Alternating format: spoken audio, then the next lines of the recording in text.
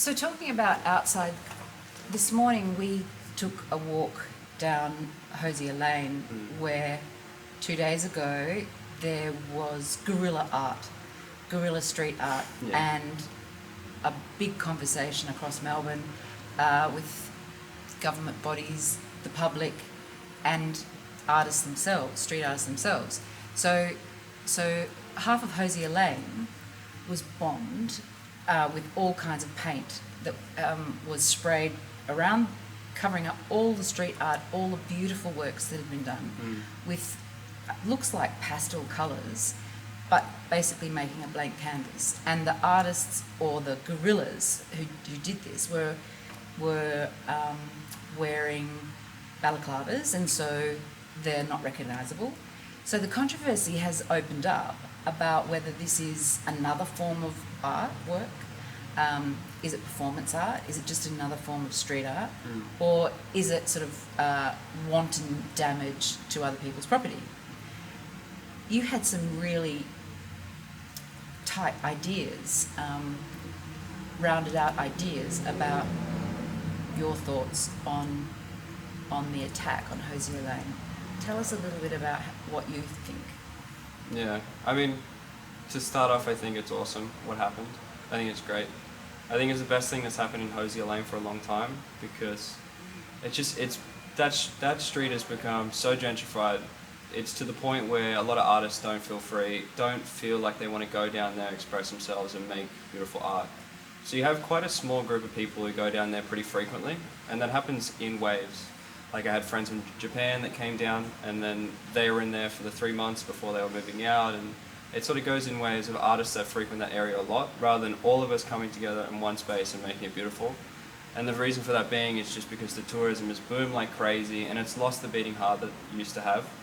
It was more just like weirdos and delinquents and artists and losers all down there painting, going high, going low, painting big, small, everything. But these days, I mean, majority of the stuff that goes up there's some great artists and everything, but a lot of it's just some random person picking up a spray can and tagging over everything in the space.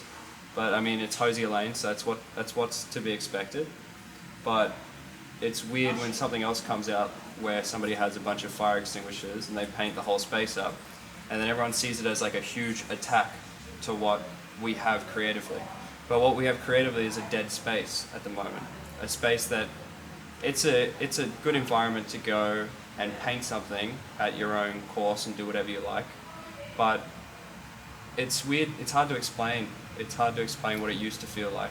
Well, I was just considering the timing of the attack on Hosier Lane and the blockbuster exhibition that's on at the NGV at the moment, which is Keith Haring and Jean-Michel Basquiat. Do you think that there's anything, the timing is significant, or this is just random? I think it's just funny. I think it's funny that you're there demonstrating real street art that's not in the gallery. It actually makes a really big statement about street art and galleries bringing street art off the street and into galleries. Yeah. I thought it was an interesting coordination of timing to have it done before the exhibition comes down. So yeah, it's funny to see a group of people come together to make a really interesting piece of art that literally hits the news, hits the newspapers, and has me talking to you about it when I wasn't even one of the guys.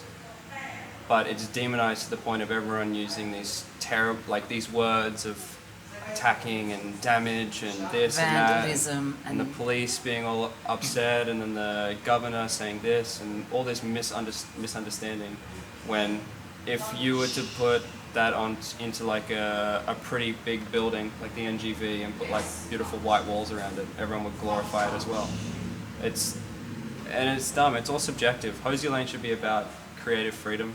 Shouldn't be about how good you are or what type of project you're putting up. That's why I say when somebody comes and tags over your piece, it's just the nature of it. So if those same dudes came in with balaclavas and painted pretty flowers everywhere, no one would have said a thing. But instead they got fire extinguishers and they spray painted the whole thing with crazy colours. Well, it seems to me then that a lot more Melbournians, and probably right across Australia, no more have got street art in the forefront of their mind, way more than any publicity of the major exhibition of the street artists from the 80s. It's made much more headlines, front page on newspapers, but the exhibition at the gallery, the major exhibition, hasn't had front page news and hasn't had the controversy and the discussions through the streets and particularly in the media.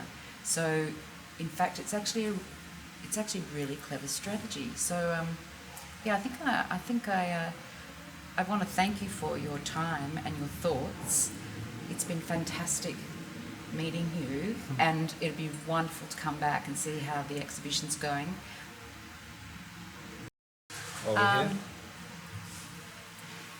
Kasper, can we talk a bit about your artwork, about the street art that you do and its translation, or totally separate kind of medium, skateboard? Can we talk about how those ideas, the images that you draw, where does all that come from? It all means something pretty special to me, like the particular imagery that I use, but it's been something that I've had to sort of come to figure out over time. And to be honest, I don't know whether I'm just convincing myself of some like bigger narrative or bigger, fonder narrative. Because I was just drawing these little monsters around the streets and putting stickers up and all that type of stuff. And from there, I mean, I always want to challenge myself, so I incorporate portraiture in and this and that. And when I found myself traveling the world and doing this stuff, I was inspired by those direct influences. And that always incorporated into my work. Like when I went to Bali and then came back, I noticed my teeth started shaping in the directions of all of their like crazy little figures and characters and everything.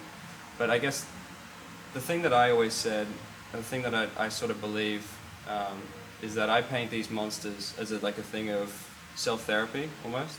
When I was 15, I was the guy with the long hair and graffiti who was like in high school that nobody understood because I didn't play football and you know, I wasn't like everybody else.